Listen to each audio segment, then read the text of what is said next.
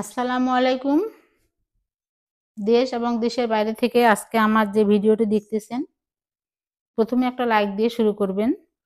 তো আজকে আমি নিয়ে এসেছি, আপনারা তো অনেক ধরনের আলুর চপ খেয়েছেন। তো আজকে আমি একটু ভিন্ন রকম, ভিন্ন স্বাদের একটা আলুর চপ রেসিপি নিয়ে এসেছি। এখানে আমি 3টা বড় সাইজের আলু সিদ্ধ করে পেস্ট করে নিয়েছি, দেখতে পাচ্ছেন।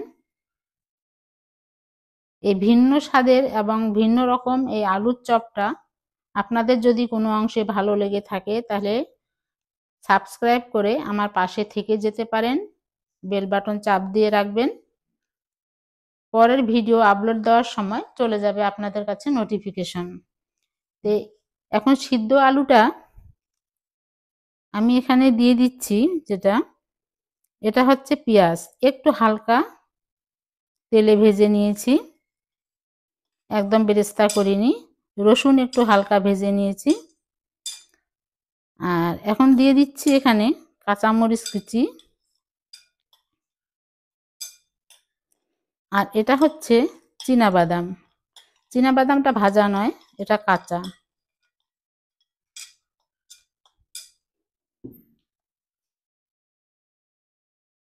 এখানে আছে আমার সাদা জিরা এবং মৌরি।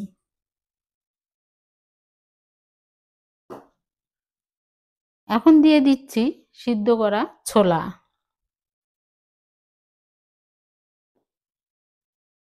এখন দিয়ে দিচ্ছি আমি হলুদের গুঁড়ো।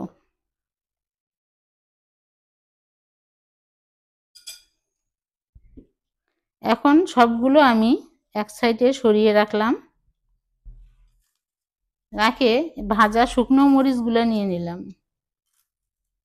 এই মরিচগুলা হাত দিয়ে একটু লবণ দিয়ে মেখে নিব। এখানে আমি স্বাদ মতো লবণ নিয়েছি। এই শুকনো মরিচটা যদি আপনারা আলুর চপে দিয়ে দেন তাহলে খেতে কিন্তু ভালোই লাগবে। এভাবে হাত দিয়ে একটু চটকিয়ে নিতে হবে, একদম গুঁড়ো করবেন না। চিলি ফ্লেক্স যেভাবে থাকে সেই অবস্থায় একটু রাখতে হবে, তাহলে খেতে ভালো লাগবে। এই ভিন্ন স্বাদের ভিন্ন রকম আলুর চপটা ইফতারের জন্য আপনারা খেতে পারেন। আর অন্যদেরকে বলতেছি, আমার ইন্ডিয়ান ভাই বোনরা অনেকরা আছেন, আমার ভিডিও দেখেন, আপনারা চায়ের সঙ্গে এটা খেতে পারেন, খুবই ভালো লাগবে খেতে। এখন দেখেন আমি সবগুলো উপকরণ সুন্দরভাবে এভাবে মেখে নিচ্ছি।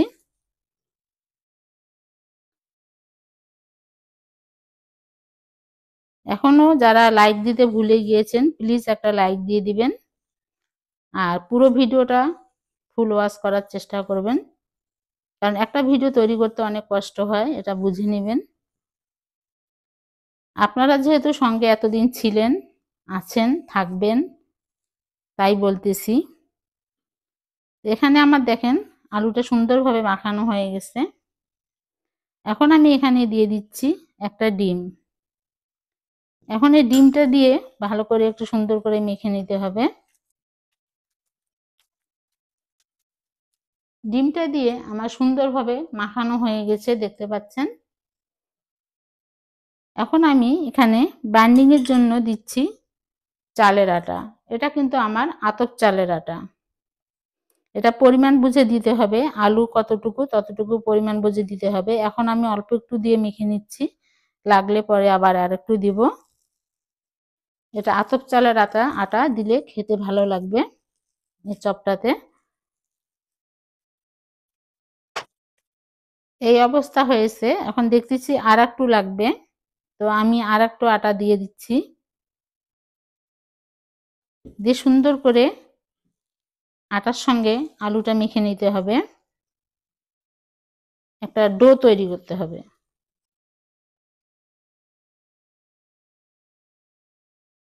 ডোটা দেখেন আমার সুন্দরভাবে তৈরি হয়ে গেছে, দেখে বুঝতে পারতেছেন। এখন আমি হাতটা পরিষ্কার করে আসব। আমি হাতে নিয়ে নিচ্ছি সাদা তেল, এভাবে নিয়ে নিলাম। নিয়ে চামচ দিয়ে আমি কেটে নিচ্ছি, পরিমাণটা তাহলে ঠিক হবে, গোলাটাও সুন্দর হবে। প্রথমে একটু এভাবে চাপ দিয়ে নিতে হবে, নিয়ে সুন্দর করে একটু গোল শেপ দিতে হবে। দিয়ে কিছু করা লাগবে না, শুধু মাঝখানে এভাবে ধরে একটু চাপ দিবেন, আর কিচ্ছু করা লাগবে না। এই যে এভাবে আমার একটা তৈরি হয়ে গেল।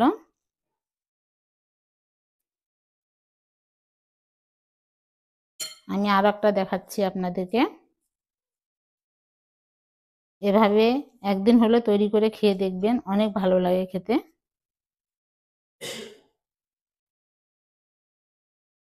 তো এভাবে আমি সবগুলো এখন বানিয়ে নিব।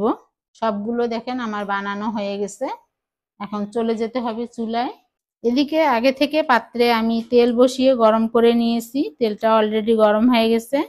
চুলার জালটাকে অবশ্যই কিন্তু মিডিয়ামে রাখতে হবে, তা না হলে পুড়ে যাবে। এখন আমি একে একে দিয়ে দিচ্ছি, যে কয়েকটা আমার একবারে ধরে। আমার সবগুলো ধরেছে। এখন উল্টে পাল্টে আমি ব্রাউন কালার করে ভেজে নিব। এভাবে যদি মিডিয়াম চুলার জাল রেখে এভাবে উল্টে পাল্টে যদি আপনারা এভাবে ব্রাউন কালার করে ভেজে নেন, তাহলে কিন্তু কোনোটা চপে আপনাদের ফেটে যাবে না বা নষ্ট হবে না। আমি সবগুলো দেখেন এরকম করে কাঁটা চামচ দিয়ে উল্টে পাল্টে সুন্দর করে ভেজে নিয়েছি। আর এটা এতটাই খেতে সুস্বাদু এবং মজাদার হয়, আপনারা তৈরি না করে খেলে বুঝতে পারবেন না। আমি বাসায় কিন্তু প্রায় এই রেসিপিটা তৈরি করি, কারণ আমার ছেলে, আমার মেয়ে, আমার হাজবেন্ড কিন্তু এটা খুবই পছন্দ করে। তো আজকে আপনাদের সঙ্গে আমি শেয়ার করতেছি। এখন আমি তেল ঝরিয়ে সবগুলো তুলে নিব টিস্যু পেপারের উপরে। আমি টিস্যুর উপর তুলে নিয়েছি। আপনারা এভাবে একদিন হলো তৈরি করে খেয়ে দেখবেন, কতটা ক্রিস্পি হয়েছে। আমি ভেঙে দেখাচ্ছি আপনাদেরকে, অনেক গরম ভিতরে। এই যে বাদামটা আর হচ্ছে ছোলাটা দেওয়ার কারণে কিন্তু এটা খাওয়ার স্বাদটা আরো ভালো লাগে, আর শুকনো মরিচটা দেওয়ার কারণে। তো এভাবে একদিন হলে তৈরি করে খেয়ে দেখবেন। আর আজকের আমার রেসিপিটা ভালো লাগলে অবশ্যই লাইক, কমেন্ট, শেয়ার করে সাবস্ক্রাইব করে পাশে থাকবেন। আজকের মতো আল্লাহ হাফেজ, আসসালামু আলাইকুম।